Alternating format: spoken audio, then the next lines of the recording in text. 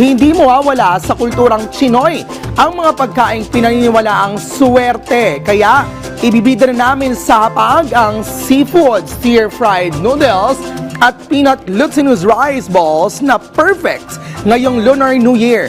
Tara, lutuin na natin dito sa Sarap Pinoy!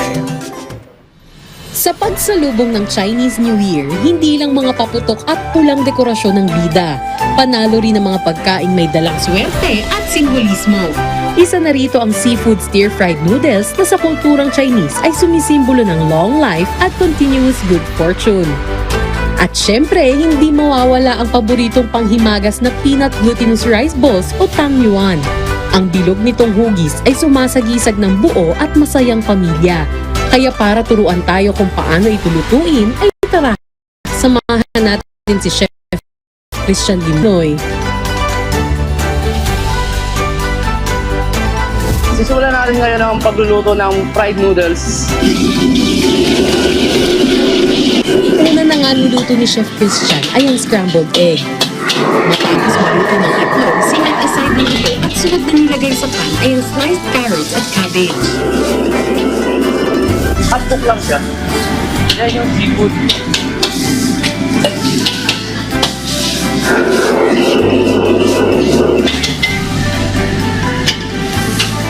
Cooking wine.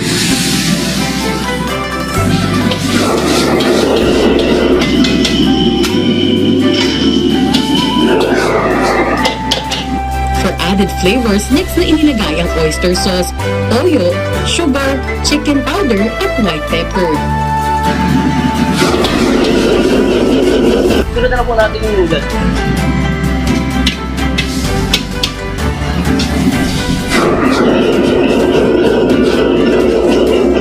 Lagyan natin siya ng black soy sauce para magkaroon ng kulay.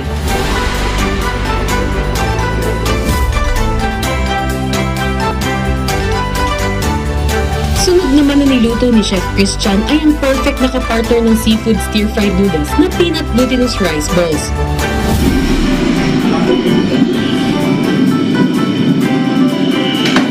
Sunod na nilagay sa pan ay ang peanut glutinous rice, red beans at sugar. So ito na po yung complete din na glutinous rice ball po na hinahanda rin tuwing Chinese New Year. At ito na ang ating seafood fried noodles at ang ating side dish na glutinous rice ball.